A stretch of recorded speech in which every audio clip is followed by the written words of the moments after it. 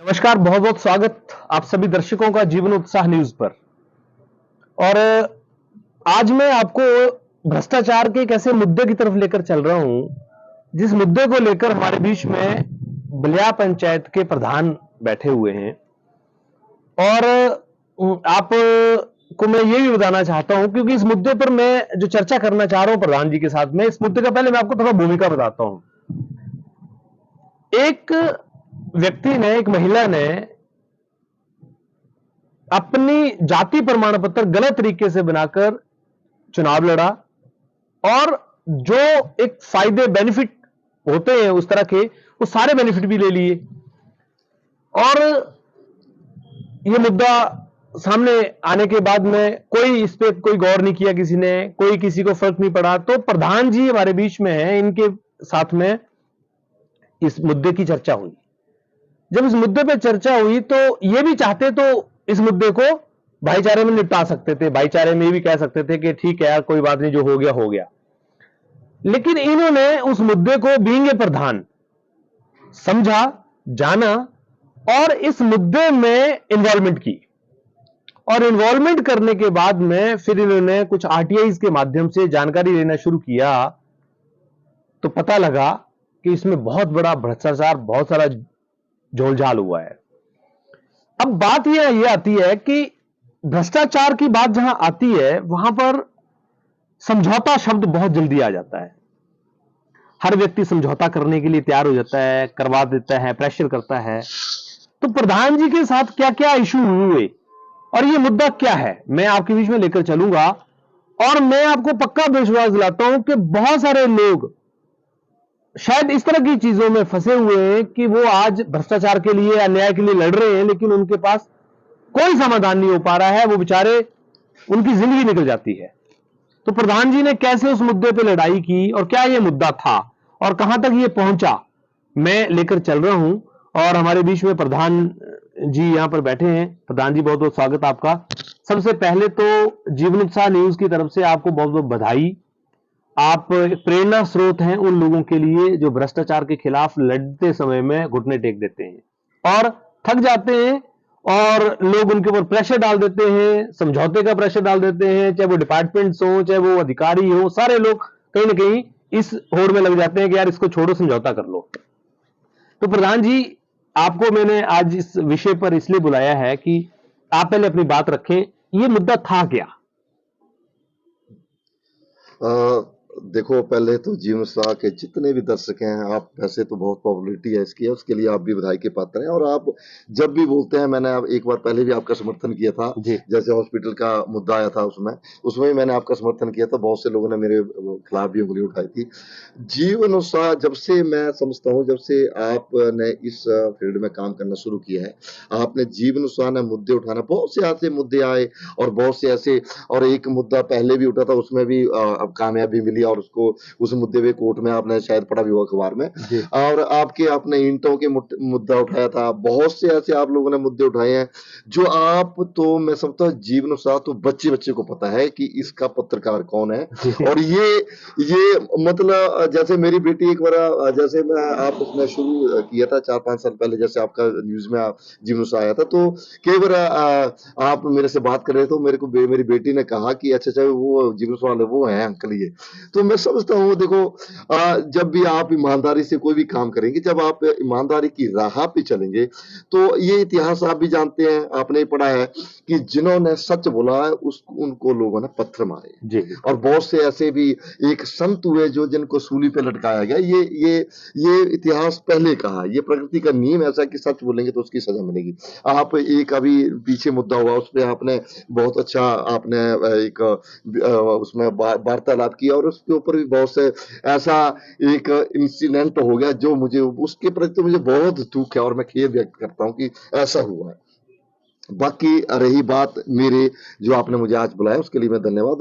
और मैं जो भी आपके दर्शक हैं, जो भी पहली बार देख रहे हैं, जो पहले आपके साथ जुड़े हैं, मैं सबसे अपील करूंगा कि इस चैनल को सब्सक्राइब करो, क्योंकि अगर आपने सच जानना है तो, अगर आप झूठ का पुलिंदा तो बहुत से चैनल है, अगर सच जानना है तो इस चैनल को सब्सक्राइब करो, जीवन उत्साह। और मैं अब अपनी बात पे आता हूँ, जो आपने मुझे आज यहाँ चर्चा के लिए बुलाया, उसके लिए आपका पूरा चैनल और आपके सभी लोग बधाई के पात्र हैं। जी सर, और धन्यवाद। आपके कैमरामैन भी बधाई के पात्र हैं, जो मुझे आप लोगों ने इतना कीमती समय दिया, और आप फ्री में न्यूज़ लगा रहे हैं, ये जी। सबसे बड़ी बात है। एक फ्री में न्यूज़ लगा रहे हैं, हमारी सबसे क्योंकि अच्छी खासियत यही है कि खासियत हम आप फ्री में फ्री में न्यूज़ लगाते हैं। लगाते हैं। क्योंकि मैंने कई चैनलों से मेरी बात होती है, तो कहते हैं भी 1 मिनट का 5,000 लगेगा। मैंने बोला यार, सच की न्यूज़ देनी है तो 5,000, तो हम सभी लोग आपका रुख करते हैं, नहीं रमेश शर्मा यहाँ है। जी। बाकी ये जो मुद्दा है, रमेश जी, मैं आपको बताना चाहता हूँ, जैसे मैं प्रधान बना तो मैंने भी शब्द लिया, और आपने ये पहले भी आपसे जी, मेरी बात हुई बिल्कुल। कि मैं ईमानदारी से काम करूँ, लेकिन जैसे ही मैं सिस्टम में आया, जैसे मैं प्रधान बना, तो मैंने देखा कि इस सिस्टम में कैसे लोग भ्रष्टाचार करते हैं और कैसे ये मतलब सिस्टम चला हुआ है। मैंने इसका विरोध करता रहा, जिसका खामियाजा आपकी तरह मुझे भी भुगतना पड़ा है, जी। और आज भी भुगत रहा आज भी हूँ। भुगत रहे और मैंने इसका बहुत जैसे भाई साहब बता रहे थे, कैमरामैन, मेरी बात हुई उनसे, कह रहे जी आप आजकल लाइव नहीं, तो मैंने बोला यार, मैंने लाइव इसलिए जोड़ा क्योंकि बहुत सी ऐसी प्रॉब्लम आ गई है आगे कि बहुत से दबाव, और बहुत से लोग कह रहे हैं यार आपको ये शोभा नहीं देता। सवाल मैंने बोला ठीक है, तो सच बोलना शोभा नहीं देता शोभा नहीं actually में। देता। हाँ, सही तो बात है। इन्होंने मुझे कहा कि आप लाइव नहीं आते, मैंने बोला यार मैंने लाइव बंद कर दिया आजकल। तो अब मुझे भी लोग पूछते हैं कई बार कि रमेश जी आप आते नहीं, मैंने कहा सच बोलना गुनाह है, तो गुनाह है तो भाई क्या करें। नहीं, और इसलिए मैंने थोड़ा ये सोशल मीडिया पे मैं कम आ रहा हूँ आजकल। और ये लड़ाई में, अब मैं अपनी लड़ाई पे आता हूँ। मेरी पंचायत में एक ऐसा एक मुद्दा था जिसकी मुझे शिकायत बहुत दिनों से मिल रही थी, और लोग बता भी रहे थे। फिर मैंने कई लोगों को बोला कि इसके खिलाफ आप कंप्लेंट करो, लेकिन किसी ने ये मतलब हिम्मत नहीं की ना, ये उन्होंने कहा नहीं यार क्या लेना है। फिर मैंने क्या किया, मैंने इस मुद्दे में इनिशिएट लिया, और मैंने पहले आरटीआई के माध्यम से, कि भी एक ऐसी महिला है कांता देवी, वाइफ ऑफ कृष्णदास, जिसने एक फर्जी सर्टिफिकेट 1995 में जारी करवा कर उसके बाद इलेक्शन लड़े, और वो इलेक्शन 2-3 बार इलेक्शन हार गए, लेकिन 2016 में वो वार्ड बेंच का इलेक्शन लड़े, वो भी मेरे वार्ड से। अच्छा। और वो जीती, और वो 2016 से 2021 तक वार्ड मेंबर रही, और बहुत से काम, वो एज ए जज भी रही, जुडिशियल में उसने बहुत से फैसले दिए। तो मैं समझता हूँ कि उसके बाद ये सारी प्रक्रिया चली। पहले मैंने आरटीआई डाली ब्लॉक में वहां मुझे वो कागजात उपलब्ध नहीं, क्योंकि उन्होंने मुझे जवाब दिया कि हमने ये नष्ट कर दिए। उसके बाद फिर मैंने पटवारी है, जैसे इनका जो मायके वाला जो पटवारी है, वहां मैंने आरटीआई डाली। आपका इसमें तहसील में आरटीआई डाली, तो सारा डाटा कलेक्ट कर कर मैं, एक बहुत हैरानी वाली बात है कि तहसील से जो डाटा है उसमें लिखा है कि ये सर्टिफिकेट यहाँ से जारी नहीं हुआ। अच्छा, जो उनका सर्टिफिकेट है वो वहां से जारी नहीं हुआ। फिर मैंने ये सारे डॉक्यूमेंट, जबकि स्टैंप लगी है उसमें, स्टैंप लगी है और साइन है उसमें बकायदा, डेट और जो एक फाइल नंबर लगता है वो सारा लगा हुआ है। अच्छा। तो फिर उसके बाद मैंने शिकायत कर दी, मुझे वो डेट याद नहीं है, 4-5-5-6 महीने पहले। तो मैंने पुलिस में एक पूरी फाइल तैयार करके वहां प्रार्थना पत्र देकर शिकायत की। फिर वो इंक्वायरी चलती रही। उस वक्त शायद यहाँ के एसएचओ मस्तराम नाइक थे, शायद वही थे। और उन्होंने फिर ये इंक्वायरी चली, और उन्होंने इसका जिम्मा एक हमारे यंगस्टर, एक मैं मतलब वो ने अपॉइंटी अंकुश शर्मा, उन्होंने उनके पास इंक्वायरी की। वो आयु के उनका जो प्रोसीजर था, उन्होंने वो इंक्वायरी शुरू कर दी। फिर मुझे ऐसा लगा कि जैसे 15-20 दिन 25 दिन बीत गए, और उन्होंने कोई इंक्वायरी चलती रही। मैं बहुत पूछता रहा, जी आ रहे हैं सर्टिफिकेट, हमने आरटीआई डाली, ये सारा। फिर मुझे ऐसे मेरे जहन में ये बात आई कि नहीं यार, ये ऐसा मुझे लग रहा है यहाँ दाल गलने वाली नहीं, दाल नहीं गलेगी, और ये मुझे लगता है ये कुछ और चाह रहे हैं मेरे से। तो मैंने फिर उसके बाद मैंने एसपी साहब को लेटर लिखा, और वहां मैंने शिकायत की, वहां से कोई जवाब नहीं आया। फिर मैंने एसडी महोदय से प्रार्थना पत्र दिया कि आप पुलिस वालों को ऑर्डर दो कि ये इंक्वायरी करो जल्दी। इसमें शायद 1.5 महीना बीत गया, लेकिन कोई इसमें मुझे रिस्पॉन्स नहीं मिला। और मैं समझता हूँ, ऐसा मैं सब पुलिस वालों को नहीं कहूंगा, लेकिन ये जो हम फिल्मों में देखते थे, बाकी ग्राउंड में जब हम लोग इसमें चले और हमने देखा कि पुलिस वालों के साथ हमारा भी थोड़ा व्यवहार हुआ, तो हमने देखा कि वाकई ये सच्चाई है। और फिर उसके बाद मैंने कोर्ट का माननीय न्यायालय का दरवाजा खटखटा दिया, और वहां पे ये चलता रहा सारा। 3-4 महीने बीत गया, और इसके बाद जज महोदय ने वहां से रिपोर्ट मंगवाई पुलिस वालों, तो वहां जो रिपोर्ट आई वो बहुत ही एक अचंभित करने वाली, एक मुझे भी बड़ा झटका लगा। वहां उस रिपोर्ट में जो लिखा था वो, और मैं समझता हूँ कि अंकुश शर्मा ने मतलब वो एएसआई शायद अपॉइंट हुए थे, कमीशन के थ्रू आए थे। मैं उस इंक्वायरी को देखकर, उस बात को देखकर मेरे दिल में बहुत सा धक्का लगा कि यंगस्टर लोग आज नौकरी में लगे हैं, और ऐसी वो इंक्वायरी करेंगे भविष्य में। जी। तो मैं समझता हूँ यहाँ तो भ्रष्टाचार तो कभी खत्म हो नहीं सकता। तो वहां उन्होंने लिखा कि अनभिज्ञता के कारण सर्टिफिकेट बना है। अच्छा, ये रिपोर्ट पुलिस रिपोर्ट ने पुलिस लिखा। ने लिखा और भैया अनभिज्ञता के कारण ये सर्टिफिकेट अच्छा, बना है, अनभिज्ञता के कारण। अनभिज्ञता के अच्छा। कारण। और ये मतलब और वहां पेश कर दी गई। तो फिर उसके बाद जज साहब वो यहाँ से चेंज हो गया, शायद प्रमोट हो गए। उसके बाद नए जज साहब आए, मैं उनका भी धन्यवाद करना चाहता हूँ। वो एक युवा सोच के जज आए और मैंने उनके सामने अपनी बात रखी कि मैंने कहा जज साहब अगर ये जो सर्टिफिकेट फर्जी सर्टिफिकेट बन जाता है और पुलिस वाले ऐसी रिपोर्ट करते हैं, FIR नहीं करते हैं, मुझे तो ये बड़ी हैरानी है कि उन्होंने इंक्वायरी विद मतलब बिना FIR की इंक्वायरी कर दी।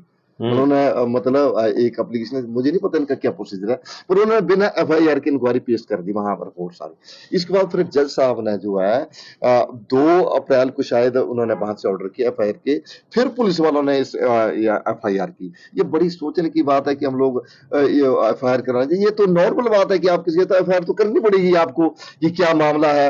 अगर इसमें अगर कोई दोषी पाया जाता तो उसमें कार्रवाई होगी, नहीं तो वो कैंसिल हो जाती है। तो मैं समझता हूँ रमेश जी, मैं कई बार मैं सोचता हूँ कि इस देश में भ्रष्टाचार जर्रे जर्रे में बस गया। तो जड़ जड़ में मतलब ये हर पत्ता पत्ता डाली डाली में भ्रष्टाचार है। इस देश का कभी मैं समझता हूँ भला होना बड़ा मुश्किल मुझे लगता है। लेकिन प्रधान जी, इसमें एक चीज मैं और भी कहूंगा आपकी बात के साथ में, ये चर्चा की बात चल रही है, मैं भी ये समझता हूं कि भ्रष्टाचार का असली कारण जो है वो हम लोग हैं। हम लोग स्वयं इन्वॉल्व रहते हैं और कहीं ना कहीं डरते हैं हर चीज से कि छोड़ो यार, हमें क्या फर्क पड़ता है, जो कर रहा है करने दो। तो क्या इस तरह की जो चीजें रही, अभी आपने भी इतना पूरा मुद्दा ही उठाया, पूरे मुद्दे पे इतना आपने संघर्ष किया, क्या आपके साथ भी ऐसा इंसिडेंट हुए, कोई किसी व्यक्ति ने आपको बोला हो कि यार छोड़ो, क्या पंगे में पड़े हो, छोड़ो इसको, होने दो जो हो गया? ये मैं रमेश जी, मैं आप भी सच की डगर पे, बहुत से लोग इस वीडियो पे कमेंट भी करेंगे कि प्रधान भ्रष्टाचारी है, रमेश भ्रष्टाचारी है। हाँ, देखो ऐसा है, रमेश ने पैसे भी ले लिए पैसे भी होंगे। ले लिए, हाँ, सही पैसे बात। देकर इंटरव्यू करवाया होगा, हाँ जो जी, जिसके खिलाफ ये केस चला वो भी ऐसा होगा। हाँ जी, बिल्कुल। मैं ये समझता हूँ कि ये देखो भ्रष्टाचार में मैं आज भी रमेश जी, इसमें थोड़ी से हमें जैसे बोलते हैं ना, टैलेंट को उभारने की जरूरत है। इसमें बहुत से लोग ऐसे हैं जो भ्रष्टाचार के खिलाफ लड़ना लड़ना चाहते हैं। चाहते हैं, यस। कुछ लोग जो है, अगर लोग इसमें पीछे हट जाते हैं, कुछ लोग को बेरोजगारी मार रही है क्योंकि अब भ्रष्टाचार पे अब दिहाड़ी लगाएं। जी, कुछ लोगों को जैसे रिलेशनशिप में कि यार अब हमारे और जिनके खिलाफ मैंने ये इंक्वायरी उठाई वो हमारे मतलब हमारे ही मतलब रिश्तेदार टाइप में है, रिश्तेदारी में आते हैं। लेकिन मैं समझता हूँ कि भ्रष्टाचार जहां भी होता है वहां हमें जो है, क्योंकि मैं समझता हूँ या अगर हम लोग अगर दुनिया से नहीं डरे तो परमात्मा से जरूर डरना चाहिए। मुझे ऐसा कई बार लगता है कि ये जो जैसे फर्जी जाति प्रमाण पत्र बनाने या फर्जी रूप से BPL में शामिल हो जाना या फर्जी काम करना, अगर इन सब की इंक्वायरी सरकार करे तो पता नहीं कितने हजारों लोग इस तरह के काम में फंस जाएंगे। मैं समझता हूँ रमेश जी, अगर ऐसा अगर सील की रिपोर्ट ऐसी आती है कि ये सर्टिफिकेट जो है यहाँ से जारी नहीं हुआ और यहाँ से मैंने पुलिस वाले मुझे बता रहे थे कि SDM महोदय वहां से रिपोर्ट आई, यहाँ से सर्टिफिकेट जारी, मैं तो समझता वो हूँ व्यक्ति इमीडिएटली अरेस्ट होना चाहिए साहब। अब मुझे नहीं पता अब इनके पास क्या कमी है अभी इंक्वायरी में, मुझे इसके बारे में मैंने एक दो बार शायद पूछा भी था उनसे। अब मैंने इसलिए छोड़ दिया कि अगर ऐसा नहीं होगा तो मेरे पास और एक ऑप्शन है कि मैं हाई कोर्ट का दरवाजा खटखटा सकता हूँ। लेकिन मैं समझता हूँ कि मैं रमेश जी आपको बताना चाहता हूँ कि इस हिमाचल प्रदेश की मैं जो बात करूँ, कम से कम 5 से 7 हजार लोग जो है फर्जी सर्टिफिकेटों के ऊपर सरकारी नौकरी कर रहे हैं, जो आज से कम 15-20 साल पहले से वो जारी हुए हैं। और उस वक्त शायद लोगों में अवेयरनेस नहीं थी या उसमें थोड़ा ऑनलाइन में थोड़ी प्रॉब्लम थी, ऑनलाइन नहीं था सिस्टम, इस वजह से बहुत से सर्टिफिकेट जारी हुए हैं। और मैं समझता हूँ कि ये सर्टिफिकेट जो है वो घर में बना है, मुझे ऐसा लगता है इसकी भी इंक्वायरी करनी चाहिए घर में, और लोगों के भी बनाए हो सकते हैं, ऐसा भी है। अगर ऐसा मुझे लगता है अगर ऐसे बड़ी गहराई से इसकी जांच की जाए तो बहुत से ऐसे वहां निकलेंगे ऐसे कि और लोगों के सर्टिफिकेट भी उन्होंने बनाए हैं। और माननीय CM साहब से भी मैं बेनती करूंगा आपके चैनल के माध्यम से, अगर वहां तक आवाज जाती है, वहां तक ये वीडियो पहुंचता है कि ये सारी इंक्वायरी आपको करवानी चाहिए। और बहुत से लोग आप ऐसे मिलेंगे जो फर्जी सर्टिफिकेटों पे नौकरी आज भी कर रहे हैं। वो आपने देखा बहुत से फर्जी डिग्रियों मामला चला हुआ है। तो मैं समझता हूँ ये भारत देश में अगर ये घटना कहीं फॉरेन में किसी अदर कंट्री में, तो आज तक तो सजा भी हो गई थी, जेल। पहली बात तो होता ही नहीं, पहली बात तो अगर 1% हुआ होगा तो मैं समझता हूँ आज तक सजा पक्की थी। तो प्रधान जी, अब आप पुलिस प्रशासन से क्या चाहते हैं देखो, मैं डीएसपी महोदय से मैं विनती करूंगा। मेरे उन्होंने ज्वाइन किया है और मैं उनसे भ्रष्टाचार मुक्त करने की उम्मीद भी कर रहा हूँ। जी। तो जितने भी लोग पुलिस वाले हैं, मैं उनका सबका सम्मान करता हूँ और मैं उससे मैं ये विनती करूंगा कि वो इस इंक्वायरी को जल्दी से जल्दी, जितना भी आपको लगता है, पूरा इसका करके और आरोपियों के खिलाफ जो है वो कड़ी से कड़ी कार्रवाई, कानूनी कार्रवाई करें। मेरा ये जी, बहुत बहुत धन्यवाद प्रधान जी आपका। तो यहाँ पर जैसे हमारे बीच में प्रधान जी ने बड़ी ही अच्छी बातें कही हैं कि देखिए, जब भ्रष्टाचार के खिलाफ हम व्यक्तिगत रूप से लड़ते हैं तो हम चाहते हैं कि हमारी कोई मदद करे, लेकिन जब कोई भ्रष्टाचार कर रहा हो तो हम चुपचाप अपने घर में बैठ जाते हैं कि यार हमें क्या फर्क पड़ता है। ऐसा बिल्कुल नहीं होना चाहिए। अगर आप भी भ्रष्टाचार से परेशान हैं, अन्याय से परेशान हैं या भ्रष्टाचार के खिलाफ लड़ना चाहते हैं, तो इस मुहिम में आप शामिल होइए। हम मिलकर भ्रष्टाचार के खिलाफ लड़ेंगे भी, आवाज भी उठाएंगे और जहां सामाजिक न्याय की बात आएगी उसके लिए फाइट भी करेंगे। अगर आप भी जुड़ना चाहते हैं इस मुहिम में, अगर आप भी भ्रष्टाचार के खिलाफ लड़ना चाहते हैं, अन्याय के खिलाफ लड़ना चाहते हैं, तो मेरा नंबर स्क्रीन पे चल रहा है 8626945177। स्क्रीन पे आप देख रहे हैं नंबर, हमें संपर्क करें व्हाट्सएप के माध्यम से और मिलजुल कर कम से कम बड़सर एरिया को तो हम भ्रष्टाचार मुक्त बनाने के लिए एक मुहिम चलाएं। क्योंकि आज इस भ्रष्टाचार की वजह से हमारे युवाओं को रोजगार नहीं मिल रहा है। इस भ्रष्टाचार की वजह से ही आज जो योग्य लोग हैं वो पीछे रह रहे हैं और अयोग्य लोग आगे बढ़ जा रहे हैं। इस भ्रष्टाचार की वजह से ही आज ये चाचा भतीजावाद बढ़ रहा है। चाहे वो राजनीति हो, चाहे वो ठेकेदारी प्रथा हो, चाहे किसी भी तरह से देख लो, कहीं ना कहीं हर व्यक्ति इस भ्रष्टाचार और न्याय का शिकार हो रहा है। तो आप सब और हम मिलकर इस लड़ाई में शामिल हों और एटलीस्ट अपने समाज के प्रति मेरा देश, मेरा गांव, मेरा शहर बोलने की भावना लेकर आए। और जब हम इस सोच के साथ चलेंगे तो जरूर बदलाव होगा और जरूर उन भ्रष्टाचारियों के अंदर, गलत करने वालों के अंदर डर भी होगा। क्योंकि प्रधान जी, आप भी देख ही रहे हैं पंचायतों में आज जिस तरह के कार्य हो रहे हैं, कितने सेक्रीफाइसेस करने पड़ रहे हैं। हम ये कह रहे हैं गरीब का काम होना चाहिए, उसमें थोड़ा बहुत सेक्रीफाइसेस करके भी किया जाए। नहीं, रमेश जी, मैं आपके आप चर्चा चलिए तो मैं थोड़ा सा और उसमें आपका लूंगा, जी। उसके लिए सॉरी। मैं ये समझता हूँ कि जितनी भी योजनाएं पंचायत में चल रही हैं, जैसे आपकी मनरेगा है आपकी, और इससे गरीबों को फायदा नहीं हो रहा है। नहीं हो रहा है। क्योंकि ये स्कीमों में कंडीशनें ऐसी लगा दी हैं जिससे गरीब जो है कोई भी काम नहीं करवा पाता। क्योंकि मैं तो खुद इसमें लाइन में हूँ और जी। मैं खुद प्रधान हूँ और मैं समझता हूँ कि अधिकारियों को भी मैं ये कहना चाहता हूँ कि देखो, लोगों का पैसा लोगों तक पहुंचे, ये जी। हमारी सोच होनी चाहिए। और हम लोग देखो, वैसे तो संपन्न तो लोग काम कर ही रहे हैं अपना। जी। मैं समझता हूँ कि जो लोग गरीब हैं, मैंने देखा है कि मनरेगा का फायदा जो है संपन्न लोग ले पाते हैं। क्योंकि उसमें जो है 60-40 वाली जो रेशो है ना, उसमें वो लोग 20% अपना खर्च नहीं कर पाते और वो काम नहीं कर पाते। जी। इसलिए भी मैं सरकारों से निवेदन करना चाहूंगा, चाहे केंद्र सरकार है, राज्य सरकार है, कि इसमें इन मनरेगा के जो रूल है, इस पर बहुत जरूरत रिव्यू किया जाए, रिव्यू किया जाए। बहुत से रूलों को चेंज करने की जरूरत है। ये मैं बहुत इसमें कहना चाहता हूँ। और बहुत से ऐसे मुद्दे हैं, आप तो पंचायतों में, बहुत सी पंचायतों में आपने आप शायद लाइव भी गए थे, एक बार बहुत वो मुद्दा हुआ था। आपके साथ मैं खड़ा हूँ और मैं, आप जब भी आप मुझे बुलाएंगे तो मैं आप पहुंच जाऊंगा। देखो, इसमें ऐसा है, किसी न किसी को अगर अपनी पीढ़ियों को बचाना, किसी न किसी को खड़ा होना पड़ेगा। ये जरूर है रमेश जी कि मैं इस दुनिया से चला जाऊंगा, आप इस दुनिया से चले जाएंगे, लेकिन आने वाले लोग जब लाइन लगेगी, क्योंकि जंगल का राजा अकेला ही चलता है, वो जब लाइन लगेगी तो ये बदलाव की जरूरत है। और हमें बदलाव सबको करना चाहिए। हमारी सरकार भी ऐसा कह रही है कि हम लोग भ्रष्टाचार होगा। इसमें बहुत से ऐसे कदम माननीय मुख्यमंत्री भी ले रहे हैं जी, अच्छे कदम है, अगर ये ग्राउंड पे ठीक तरीके से आ जाए। बाकी आपका बहुत बहुत थैंक यू, धन्यवाद। और आपको ये आपका, मैं आज आपके इसमें पहुंचा हूँ, ये आपका यहाँ स्टूडियो बन रहा है, इसके लिए आप बधाई के पात्र हैं। और हमें फिर कभी मौका मिलेगा आपके स्टूडियो में आएंगे। और आपके दर्शकों से मैं अपील करना चाहता हूँ कि देखो, मैं एक बार फिर अपील कर रहा हूँ, क्योंकि अगर सच का साथ देना है, अगर आप लोग सच के साथ चलना चाहते हो, जीवन उत्साह के साथ चलो। बहुत से लोग आपके ऊपर आरोप लगाते हैं, मेरे पास भी आते हैं कि बहुत से लोग, देखो, समाज का काम बोलना है, जी, जी। लेकिन बहुत से लोग आपको चाहते हैं रमेश जी, जी, ऐसा नहीं है। बिल्कुल। अगर आपको 10 लोग बुरा बोल रहे हैं तो मैं समझता हूँ, मैं कई लोगों से मिलता हूँ, नहीं यार वो अच्छा काम कर रहे हैं, जी, अब मैं अच्छा वो वीडियो बनाते हैं, नहीं नहीं ऐसा नहीं हो रही।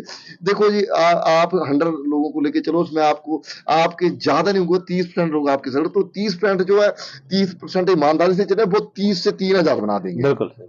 और वो जो 70 है, वो 70 से 35 रह जाते हैं। जी, इसलिए आपको बहुत बहुत बधाई, आपके चैनल को बहुत बधाई, और मैं समझता हूँ कि आपका स्टूडियो जल्दी से जल्दी बने और हम इसकी ओपनिंग सेरेमनी में आए। जी, जी। इसलिए बहुत बहुत बहुत बहुत थैंक यू आपका। बहुत बहुत धन्यवाद प्रधान जी आपका। और हमें भी बड़ी खुशी हुई, क्योंकि आप एक ईमानदारी से जब एक काम करने की सोच रख रहे हैं, तो ये हमारे समाज के लिए एक बड़ा मैसेज है। बहुत बहुत धन्यवाद आपका। Thank you.